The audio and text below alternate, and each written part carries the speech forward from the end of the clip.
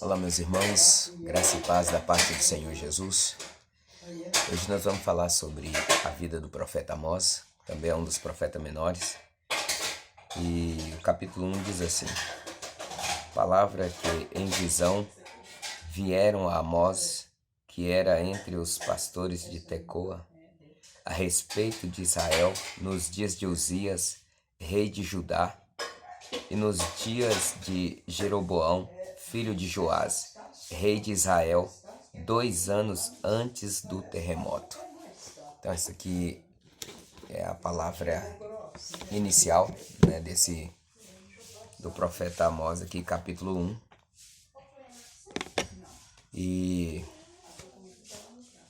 eu vou bem rápido aqui, nós vamos falar acerca, né, desse profeta, né? Descobri algumas coisas à luz da palavra, um estudo bem rápido, para que você tenha uma luz acerca, né, do profeta Amós. Então, o tema, né, é a mensagem de Amós, né, é do castigo vindouro e da restauração que surgirá.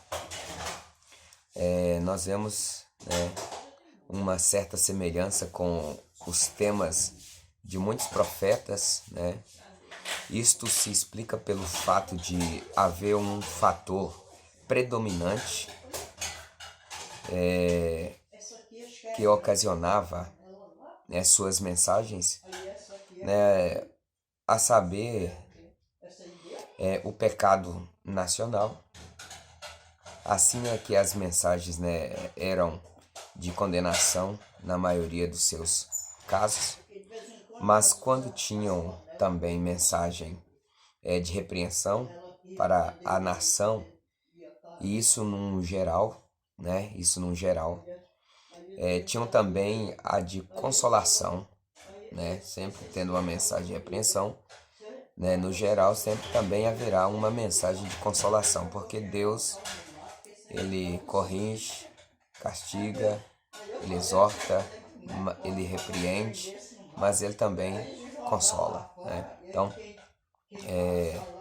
a restauração por uma minoria fiel, né? Ou seja, a mensagem de repreensão era no geral, mas a de consolação e restauração era por uma minoria que estava sendo fiel. Amós vê o pecado de Israel, né, em relação aos grandes privilégios que lhe foram concedidos, e demonstra que por causa, né, dos seus grandes privilégios e por causa de não andar de uma maneira digna dos favores que Jeová lhes havia concedido, o seu castigo seria maior do que os dos pagãos, né, que não gozavam dos mesmos privilégios que eles gozavam. Isso está lá em Amós capítulo 3, versículo 2. O tema, né, de Amós pode expor-se das seguintes maneiras, das seguintes formas, né? A exposição dos pecados de um povo, né, privilegiado, cujos privilégios lhe trouxeram grandes responsabilidades e cujas faltas também, né, sobre essa responsabilidade lhes acarretaram, trouxeram, causaram, né, um castigo de acordo com a luz que tinham recebido.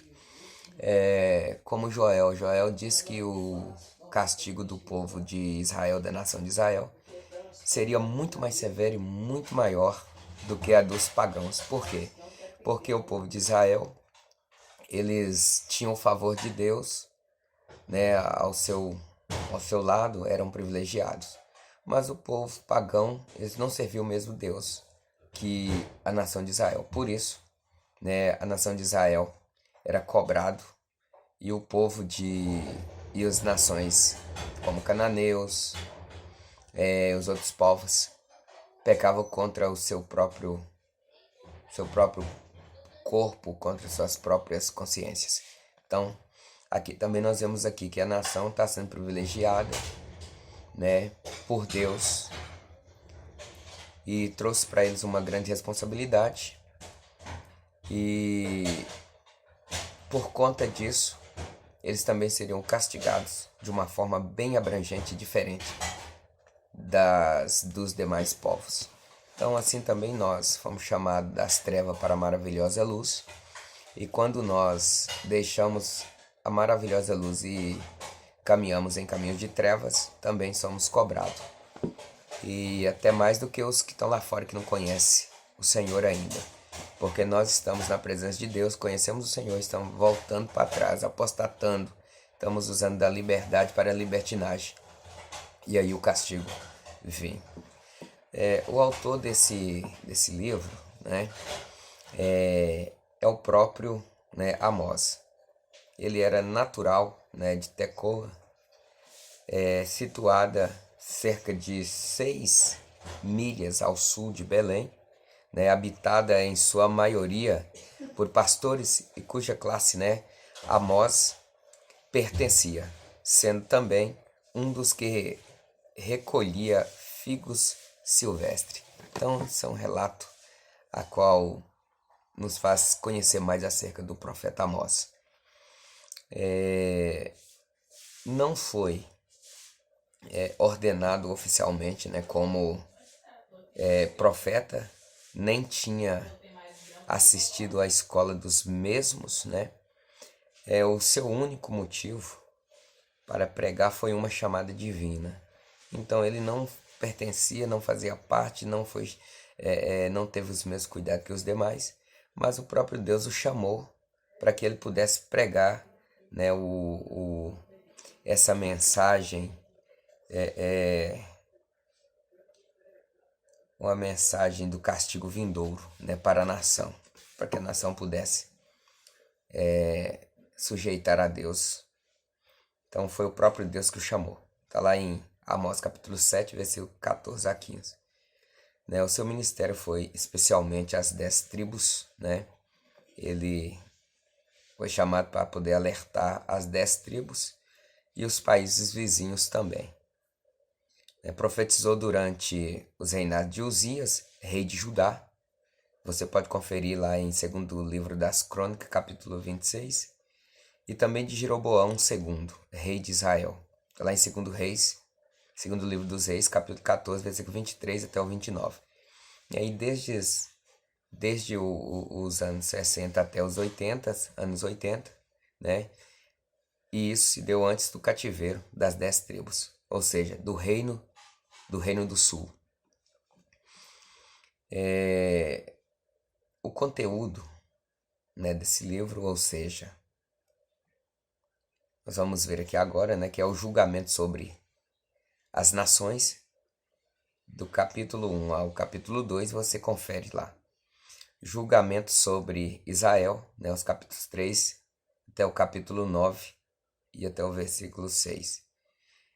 Também a restauração de Israel, capítulo 7, né, do versículo 7 até o versículo 15. Nós temos, né, esse conteúdo aí que nos fará entender melhor, né, a profecia de Amós. O julgamento sobre as nações, que é o capítulo 1 até o capítulo 2. Um breve relato, né? Israel e Judá, né, incluída nas mensagens. Notem, né, notemos aí como começa cada uma destas mensagens, né? Por 3, sim, por 4.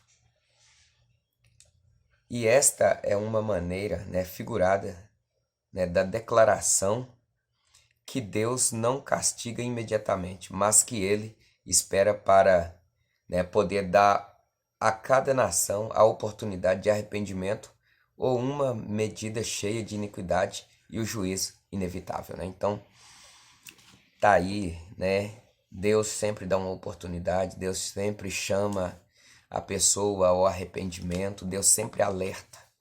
Aí cada um ouvindo, né? Aí tem que obedecer a Deus, fazer o que Deus está pedindo para que não seja incluído naquilo que Deus tem planejado para castigar o povo. Então, quem tem ouvido, ouça o que o Espírito diz às igrejas.